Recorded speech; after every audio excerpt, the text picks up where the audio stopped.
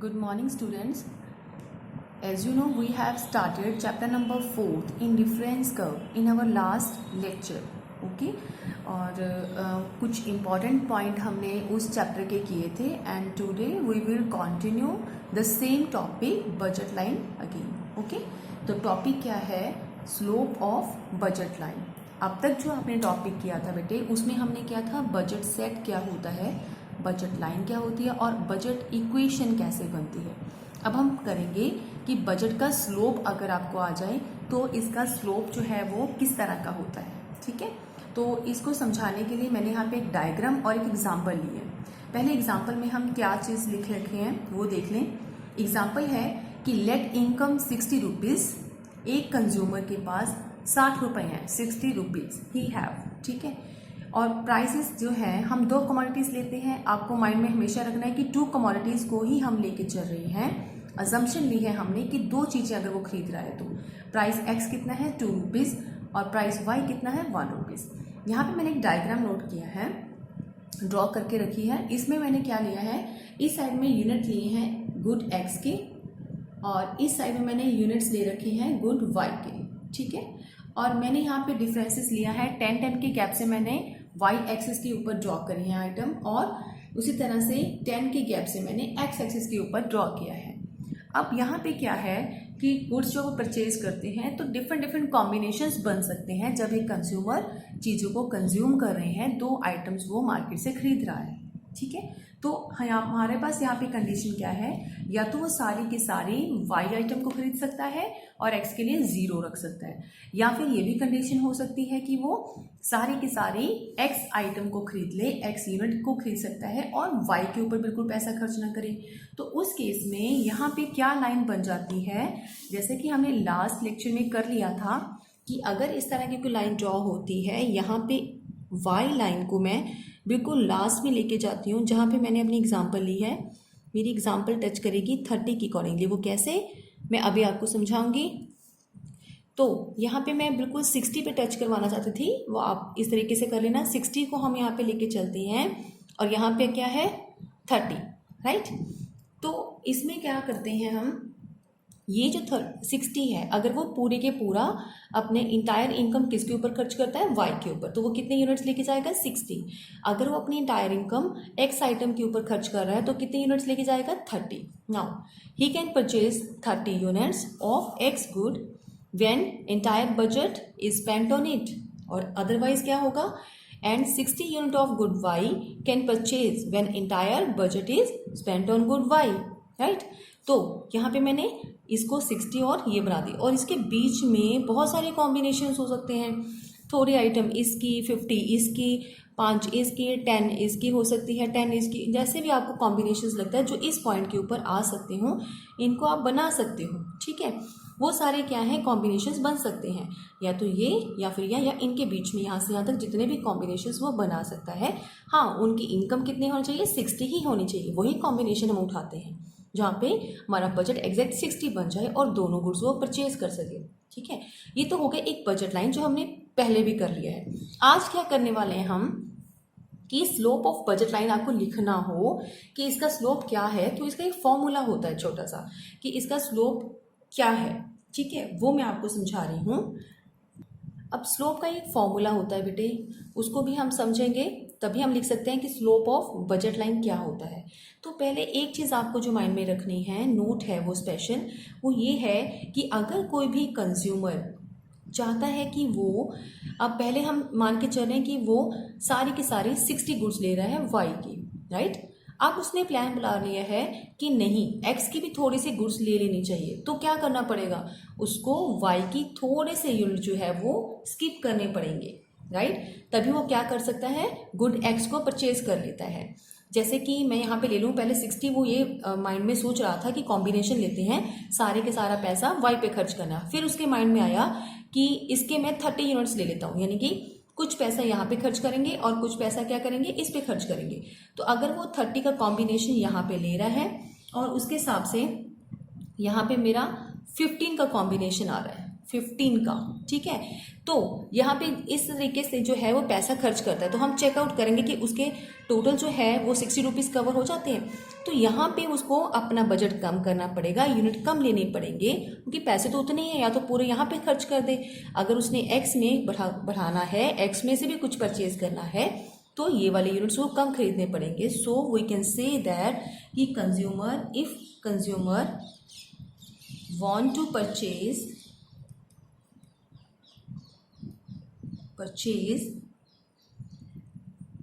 any additional units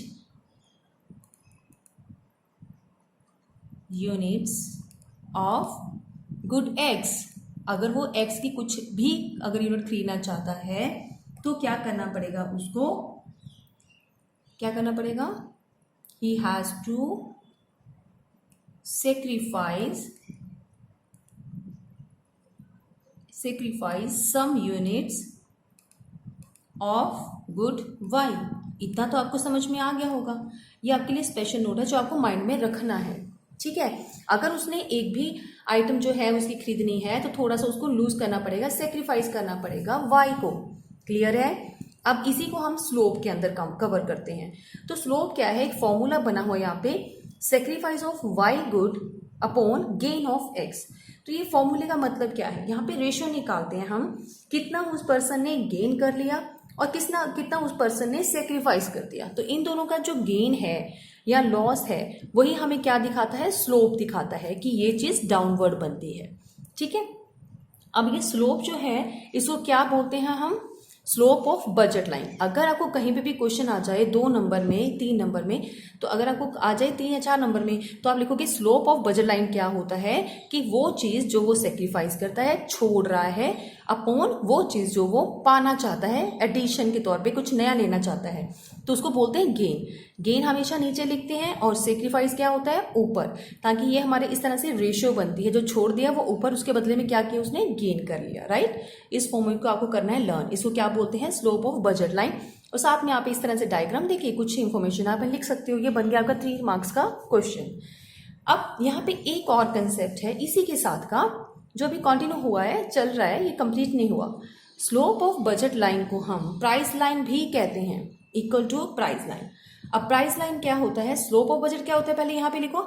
slope of budget का मतलब यहाँ पे सेक्रीफाइस ऑफ वाई को हम इस तरीके से लिख सकते हैं, चेंज इन वाई, क्योंकि पहले हम 60 आइटम को चूज कर रहे थे, लेकिन अब उसने मूड चेंज कर लिया है।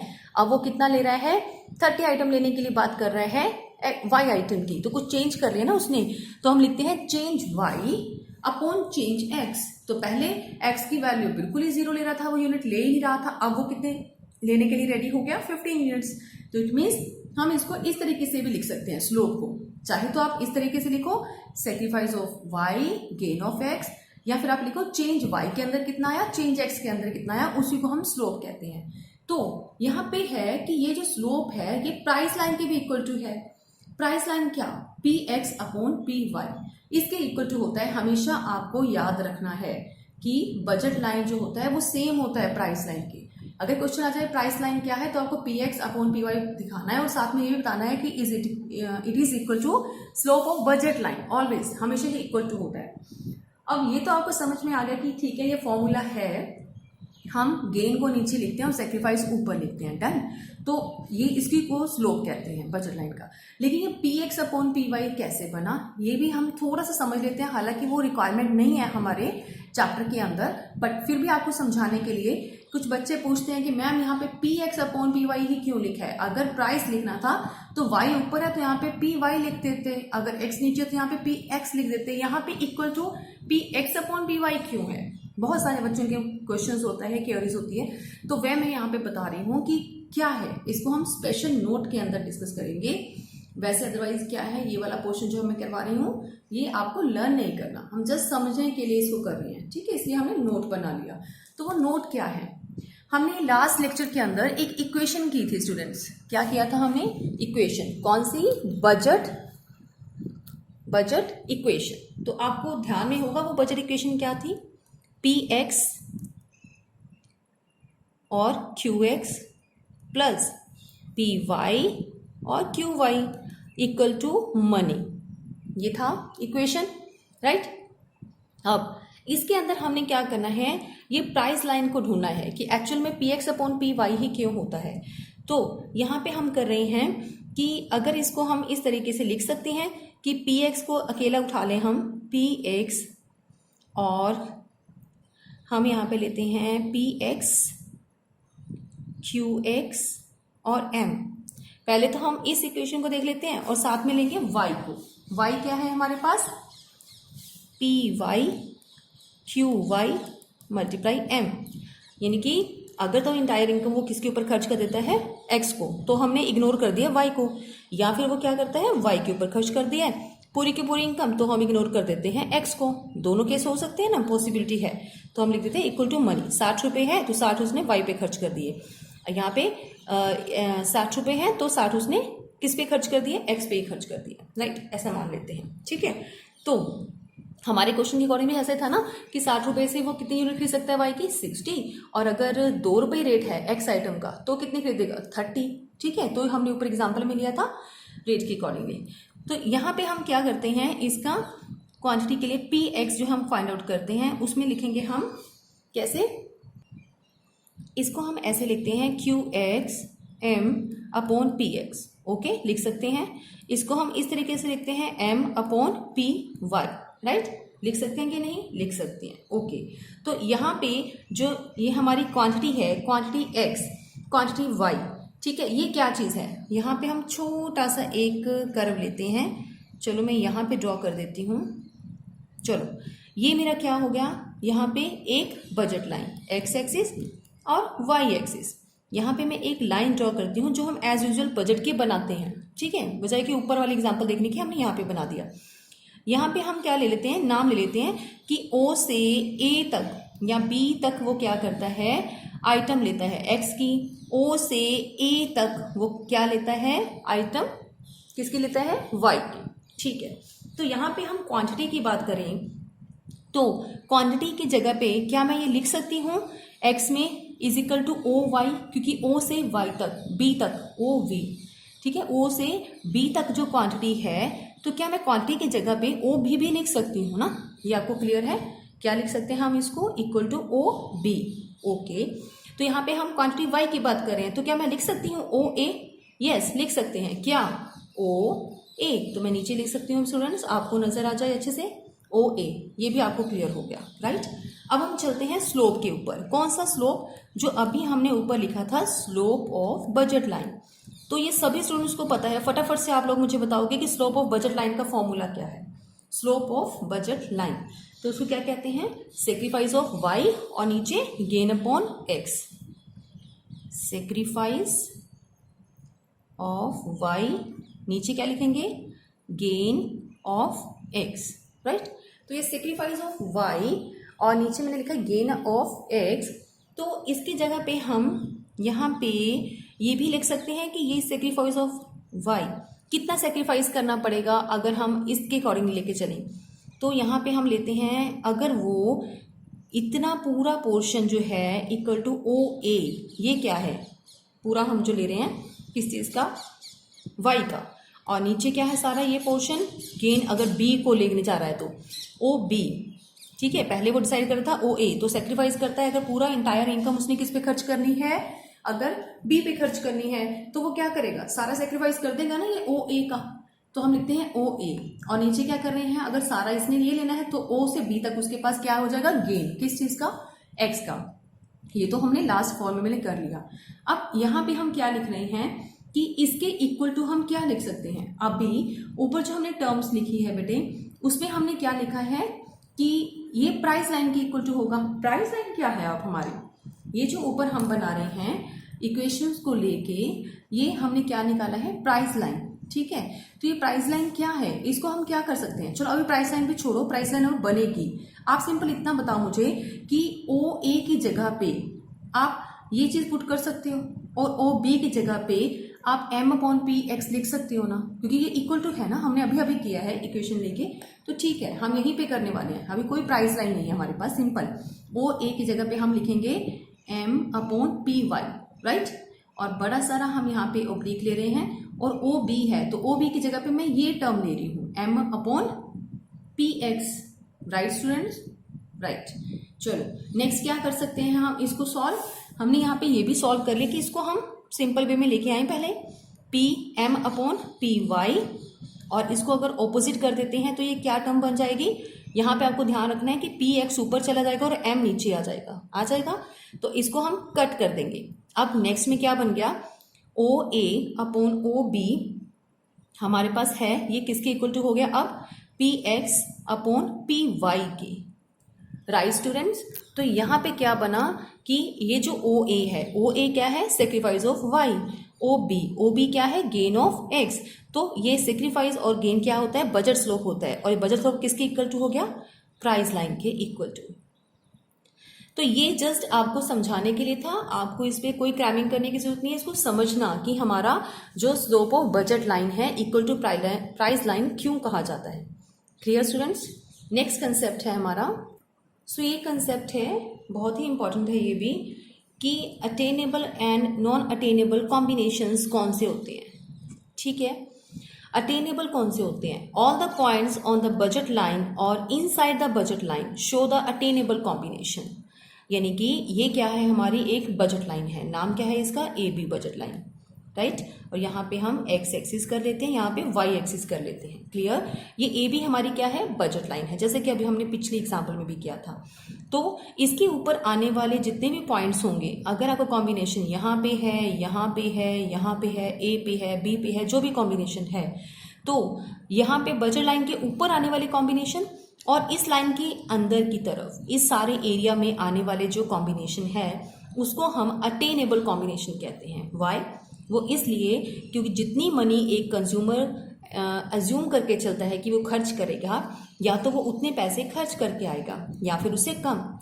आपको लर्न होगा कि हमने लास्ट वाले लेक्चर के अंदर एक टॉपिक किया था कि 1000 एक पर्सन था जिसने खर्च करने थे कितने आइटम्स के ऊपर, 2 आइटम के ऊपर। तो या तो वो 1000 रुपीज़ खर्च करेगा, या अगर उसको लगता है कि मैं कम खर्च कर सकता हूँ, मेरे दोनों आइटम आ सकते हैं, तो वो 800 रुपीज़ भी खर्च कर सकता है। किया था ना नहीं ये टॉपिक, आपको याद करवा देती हूँ मैं। तो वो दोनों ही कंसेप्ट क्या है, अगर एक कंज्यूमर स्पेंड कर रहा था, कितने स्पेंड किए उसने, 1000 रुपीज़ स्पेंड कर सकता था, या फिर वो 800, तो दोनों के दोनों पॉइंट क्या है, यहाँ पे हमने कहा था कि मोर देन, अभी भी उसके पास मनी ज़्यादा है, या फिर इक्वल टू मनी है, क्या, पी एक्स क्यू एक्स और पी वाई क्यू वाई। इसीलिए हम या तो इक्वल टू गिनते हैं कि 1000 रुपीज़ पूरे लगा के चला गया, या 1000 से कम लगाए, it means money greater than है जितना कॉम्बिनेशन हमने बनाया है। तो दोनों क्या आते हैं, उसके अटेन के अंदर आते हैं, उसकी पहुंच के अंदर आते हैं, तो वो खरीद सकता है, राइट। तो इसको हम इस तरीके से लिख सकते हैं, जैसे एक कॉम्बिनेशन मैंने यहाँ पे बना लिया, ये मेरा लाइन के ऊपर आया हुआ कॉम्बिनेशन है, इसको मैं नाम लिख देती हूँ एक्स, राइट। और उसके बाद एक कॉम्बिनेशन मेरा कुछ इस तरह से बनता है जो नीचे की तरफ है, लाइन के ऊपर आ ही नहीं रहा, मैंने कुछ आइटम इसकी खरीदी और कुछ इसकी खरीदी, राइट, और मैंने पूरा बजट नहीं खत्म किया, तो इसको मैं लिखती हूँ वाई। या तो मेरा ये बन सकता है, ये तो हो गया इस लाइन से नीचे नीचे इनसाइड द बजट लाइन, या फिर ऑन द बजट लाइन, जो अभी कोई भी आ जाए तो वो दोनों कॉम्बिनेशन क्या होंगे आपके, अटेनेबल।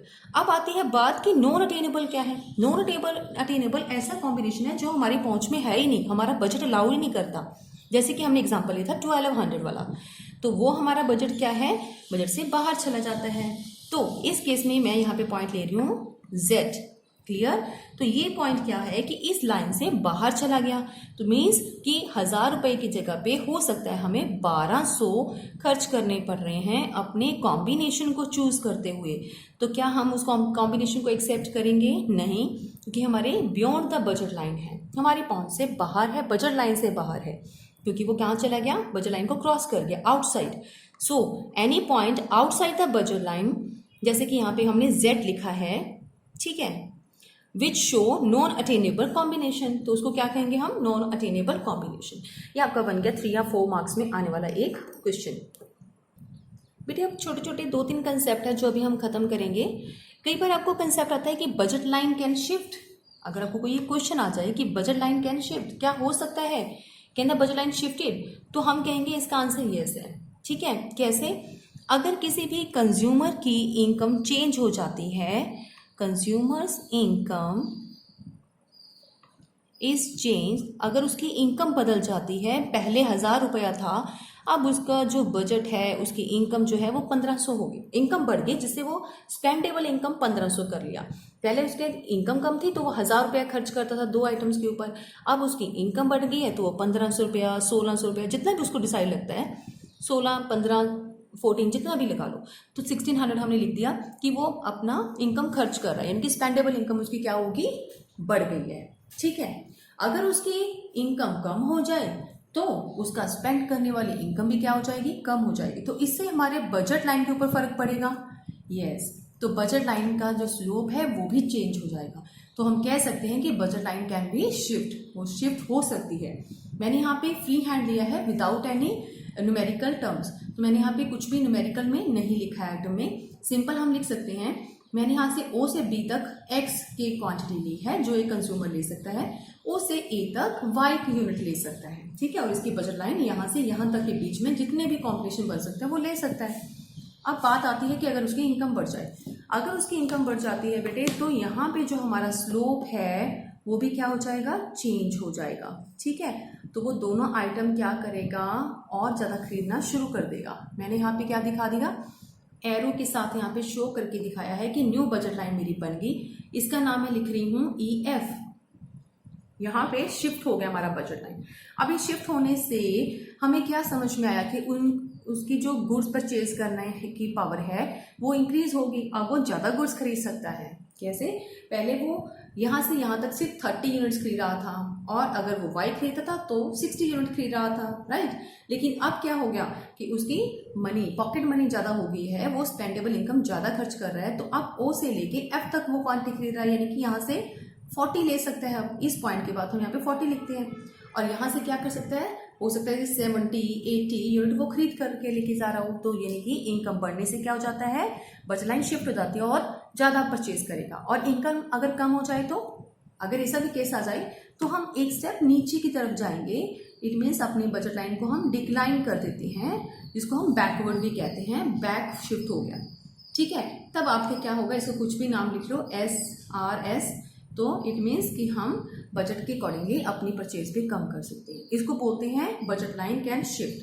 अनदर एक पॉइंट है, आपको क्वेश्चन भी आ सकता है कि बजट लाइन कैन रोटेट, क्या बजट लाइन रोटेट होती है, तो हम कहते हैं कि यस, ये भी रोटेट हो सकती है। कैसे रोटेट होती है, अगर प्राइसेस चेंज हो जाए तो, with the change of prices, with the change of prices, तो प्राइसेस हमारी एक्स गुड के भी चेंज हो सकते हैं, गुड वाई के भी चेंज हो सकते हैं। ठीक है बेटे, तो किसी भी गुड के अगर प्राइसेस चेंज हो सकते हैं तो उस केस में क्या हो जाएगा, हमारा जो बजट लाइन है वो क्या हो जाएगी, रोटेट हो जाएगी। कैसे, अगर सपोज कर लो, यहाँ पे हम लेते हैं फर्स्ट पॉइंट कि अगर PX जो है वो उसके रेट कम हो गई, PX अगर रेट कम हो जाते हैं तो क्वांटिटी क्या हो जाएगी, PX की इंक्रीज हो जाएगी। कैसे, यहाँ पे Y के लिए कोई चेंज नहीं है, Y तो अभी भी हम A पॉइंट ही खरीद रहे हैं, लेकिन हम इस बजट लाइन को क्या करेंगे, इस तरीके से ड्रॉ करेंगे कि हमारा जो पॉइंट है वो A में कोई चेंज ना रहे, A तो एज इट इज ही है इसी पॉइंट के ऊपर, सिर्फ हमने क्या कर दिया, वो B के पॉइंट्स को आगे शिफ्ट कर दिया, B डैश कर दिया। तो इट मीन्स क्या हो गया, हम नई क्वांटिटी परचेज करने लगे। क्यों, because of the low prices are fall, किसके प्राइसेस कम हो गए, गुड एक्स के। सिमिलर आप ये भी कह सकते हो कि प्राइसेस जो हैं वो बढ़ गई हैं। अगर प्राइसेस बढ़ जाते हैं तो आप बी पॉइंट से क्या हो जाओगे, थोड़ा बैक आ जाओगे। अब आप नहीं खरीदोगे उतनी क्वांटिटी जितनी की पहले खरीदते थे, आप इस चीज की क्वांटिटी सेम रखोगे, लेकिन यहाँ पे क्या हो जाओगे, बैक की तरफ शिफ्ट हो जाएगी। यहाँ पे हो जाएगा बी डबल डैश लगा दिया, या आप कुछ और नेम रख सकती हो।